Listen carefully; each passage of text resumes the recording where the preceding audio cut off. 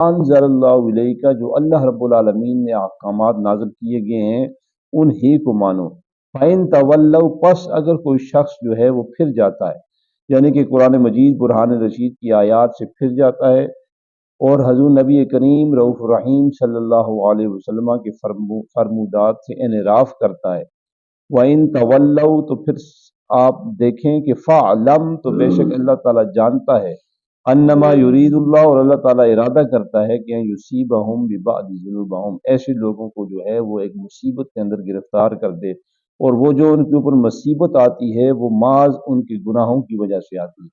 इससे मुराद ये है कि अल्लाह रब्बुल आलमीन तो 70 माओं से ज़्यादा अपने बंदों के साथ प्यार और मोहब्बत फरमाते हैं, मगर वो लोग जो उसके अहकामात से रूगर्दानी करते हैं तो अल्लाह रब्बुल आलमीन फरमाते हैं कि मैं जहाँ गफूर रहीम हूँ और वहाँ पर फिर जब्बार उन कहार उन, फिर ये मेरी सिफात भी है। तो फरमाया फ़ाइन तवल्लव, पस वो शख्स जो फिर जाता है, अन्नमा युरीदुल्लाह, तो फिर अल्लाह रब्बुल आलमीन ये चाहता है कि अन युसीबहुम, कि वो बिबादि जुनूबिहिम, अन युसीबहुम, कि वो मुसीबत में घिर जाएं या मुसीबत आन टपके उनके ऊपर, बिबादि जुनूबिहिम, अपने गुनाहों की वजह से। अगर आज हम थोड़ा सा अपनी निगाहों को दौड़ाएं दाएं बाएं आगे पीछे तो ये होगा, जैसे कि हज़रत इमाम महदी रज़ी अल्लाह ताला अन्हु जब तशरीफ लाएंगे तो जो एक अंगूर का दाना होता है जिसे हम खाते हैं, उसका रस हमारे यहाँ इस वक्त मुमकिन नहीं कि एक शख्स के लिए भी वाफर मकदार में हो। उनकी जब आमद होगी तो उस वक्त रिज़्क की इतनी वाफर बरकतें आ जाएंगी कि एक अंगूर का जो है वो दाना कई 100 बंदे उसका रस जो है वो इस्तेमाल कर सकेंगे। ये बरकत होगी उस वक्त। तो फरमाया कि आज तुम्हारे पास से जो बरकत उठ चुकी है, 10 हैं कमाने वाले, फिर भी बरकतें ख़त्म हो चुकी हैं, तो फिर कहीं समझो कि तुम्हारे तो तुमसे कहीं ना कहीं कोई गुनाह सरजद हो रहा है, तुम्हारी गुनाहों की वजह से तुमसे वो बरकतें जो है वो आज ली गई।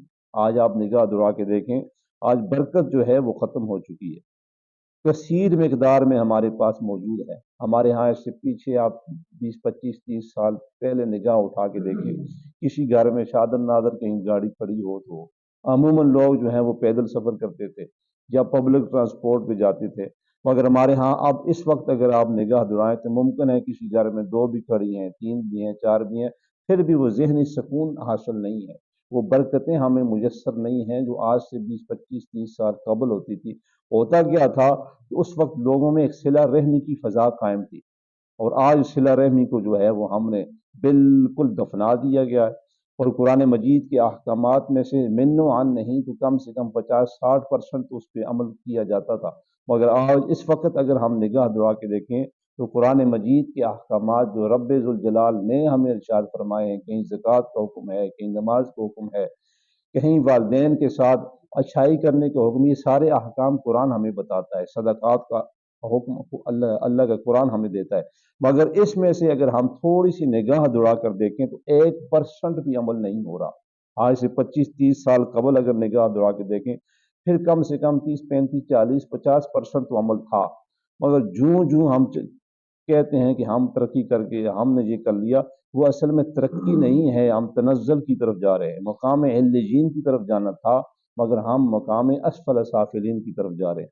तो अल्लाह रब्बुल आलमीन ने फरमाया कि अन यफ्तिनू का हम बादी मा अनज़लल्लाहु इलैक, ये तुम्हारे ऊपर जो तरह तरह के फितने आ रहे हैं या तुम मुसीबतों में गिरफ्तार हो तो ज़रा सोचना कि ये क्यों है।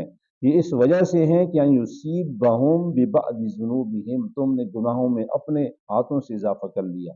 आज हर शख्स दाएं बाएं देखे, खुद अपने गिरबान में भी देखे, वो गुनाहों की दल दल में किस तरह धंसा जा रहा।